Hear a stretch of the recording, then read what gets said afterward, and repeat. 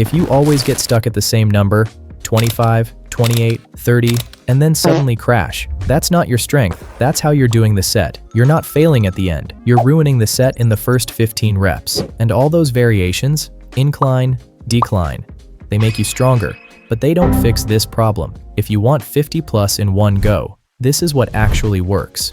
Rule 1. Fix your pacing. You're going too fast early, trying to get reps in, and your body pays for it later. Here's the fix. On the way down, count 2 seconds. On the way up, controlled, no rush. First 15 reps should feel almost easy. If you're tired before 20, you already lost the set. This is where most people cap out, and they don't even realize it. Now, even if you fix that, you'll still hit a wall.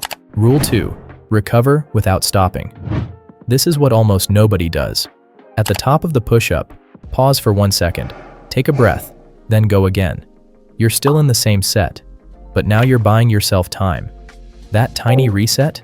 That's the difference between 30 and 45 plus.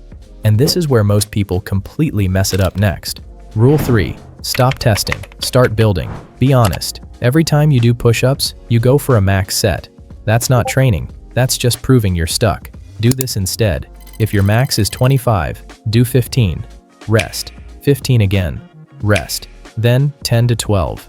Now you've done 40 plus clean reps without burning out. Do this consistently, and those sets start merging. That's how you reach 50 in one go. Simple truth. It's not about random variations. It's about how long you can last in one set. Fix your pace, recover mid-set, build total reps.